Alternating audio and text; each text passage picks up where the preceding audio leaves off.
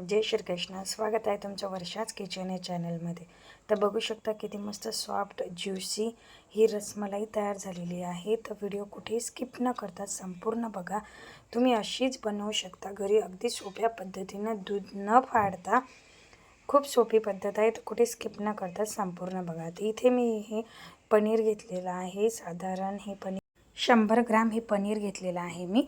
आपल्याला दूध जर फाडायचं नसेल तर आपण पनीर वापरून सुद्धा रसमलाई बनवू शकतो.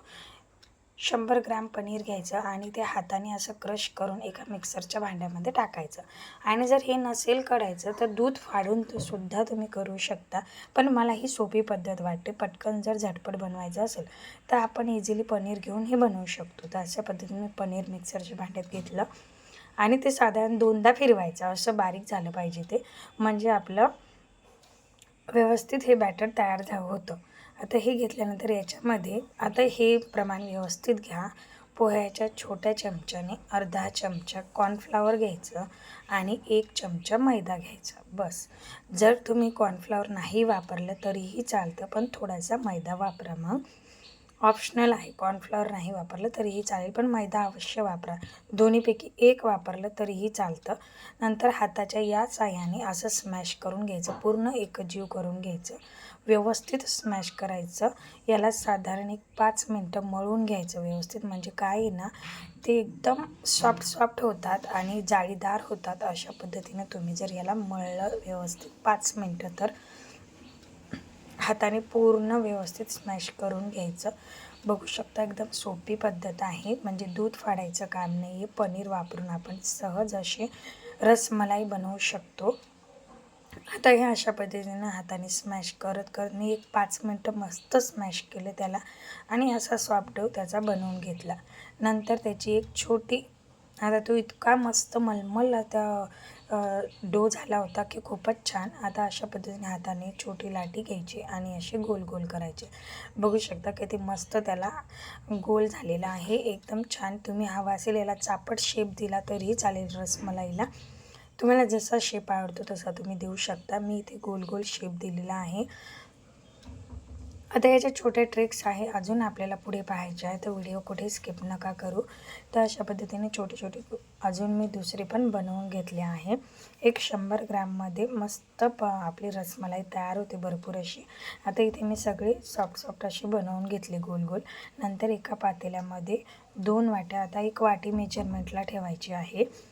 या छोट्या वाटीने मी इथे 2 वाट्या पाणी घेतलेलं आहे आणि त्याच वाटीने 1 वाटी साखर घ्यायची, कारण जास्तही नाही घ्यायची, कारण परत आपल्याला हे रबडीमध्ये सोडायचे आहे. तर 1 वाटी साखर घ्यायची आणि ते व्यवस्थित मिक्स करायची.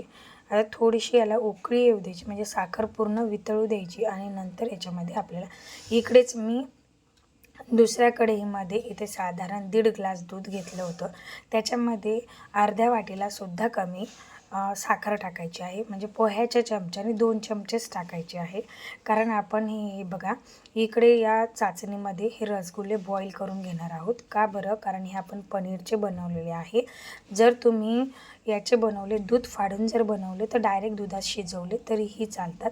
असे शिजवून घ्यायचे याच्यामध्ये साखरेच्या पाण्यामध्ये सगळे सोडून द्यायचे. जेव्हा साखर वितळली तेव्हा आता बघू शकता ते हळूहळू याची साईज डबल व्हायला लागते, म्हणून मी इथे हे उकळून घेत आहे पाण्यामध्ये, साखरेच्या पाण्यामध्ये, जेणेकरून ते ज्युसी होतात, आतपर्यंत सॉफ्ट होतात. बघू शकता हळूहळू त्याची साईज कशी डबल होत चाललेली आहे. पहा किती मस्त फुललेले आहे. पहिले कसे होते छोटे छोटे होते आणि आता कसे मोठे मोठे झालेले आहे. आता याला साधारण 5 मिनटं उकळू द्यायचे आणि मग गॅस बंद करायचा. आता इकडे आपलं दूध पण उकळलेलं आहे. त्याच्यामध्ये मी बदाम आणि पिस्ता असे कट करून टाकलेले आहे, हलकेसे अर्धे अर्धे कट करून टाकलेले आहे. आणि इकडे आपली रबडीसुद्धा बनत आहे. नंतर याला छान असा कलर येण्यासाठी पोह्याच्या चमच्याने अर्धा चमचा मी इथे मँगो फ्लेवरची कस्टर्ड पावडर वापरलेली आहे आणि त्याच्यामध्ये रूम टेम्परेचरचं दूध टाकायचं आहे, थंड दूध टाकायचं आणि व्यवस्थित मिक्स करून घ्यायचं, जेणेकरून त्याच्या गाठी होणार नाही. मग दुधामध्ये अशा पद्धतीने मिक्स करून घ्यायचं आणि नंतर ते आपल्या उकळत्या दुधामध्ये टाकून द्यायचं आहे. याने काय होतं ना, कलर छान येतो आणि रबडी लवकर घट्ट होते. जास्त वेळ उकळायचं काम नाही आहे. आता हे टाकल्यानंतर एक साधारण 3 ते 4 मिनटं उकळू द्यायचं. याला लगेच घट्टसरपणा यायला सुरुवात होते. सोबतच इकडे मी आपली हे जे आहे रसमलाई ते बघा, रसगुल्ले बघा कसे मस्त फुललेले आहे, एकदम छान. तर हे आपण काढून घ्यायचे. आता गॅस बंद करायचा. इकडे मी दुधामध्ये थोड्याशा केसरच्या काड्यासुद्धा टाकलेल्या आहे आणि आता हे छान थोडंसं मध्यम थंड झालं की एका बाउलमध्ये काढून घ्यायचे. बघू शकता काय मस्त फुललेले आहे. आता तुम्ही याला रसगुल्ले म्हणून जरी सर्व केले तरीही चालतं आणि यालाच रसमलाई बनवायचं असलं ते एका याच्यामध्ये काढून घ्यायचं. थोडंसं कोमट असलं तेव्हाच, कारण याच्यामध्ये आपल्याला आता गरम रबडी टाकायची आहे, जेणेकरून ती आतपर्यंत ॲब्झॉर्व करतील. रसगुल्ले जे आहे ते रबडी ॲब्झॉर्व करतील. म्हणून हे मध्यम रूम टेम्परेचरला असले तेव्हाच रसगुल्ले टाकून द्यायचे. एका बाउलमध्ये टाकून द्यायचे. बघू शकता आता हे जास्त थंडे पण नाही आहे, गरमच आहे. आता याच्यामध्ये मध्यम गरम असलेली आपली रबडीसुद्धा टाकायची. किती सुंदर दिसत आहे ना. तर आता जी रबडी आपण बनवली होती ती त्याच्यामध्ये टाकून द्यायची आणि याला काय करायचं, फ्रीजमध्ये खायच्या अगोदर एक मस्त थंडीगार होऊ द्यायचे, जेणेकरून ते रसगुल्ले रबडी ॲब्झॉर्व करतील आणि खूप छान चव येते. अशा पद्धतीने ते व्यवस्थित मिक्स करायचे आणि याला फ्रीजमध्ये सेट व्हायला ठेवायचं आणि थंड खायचं. खूप छान लागते, पौष्टिकसुद्धा आहे मुलांनासुद्धा. आणि घरी बनवली तर याच्यामध्ये सगळेच आपण फ्रेश साहित्य वापरलेलं असतं, त्याच्यामुळे ही घरी बनवून आपण नक्की एन्जॉय करू शकतो आणि किती सोपी पद्धत आहे. जर तुम्ही या पद्धतीने बनवले तर नक्कीच तुमची रसमलाई छान होणार. फक्त सर्व करत असताना याला थंड होऊ द्या आणि नंतरच सर्व करा.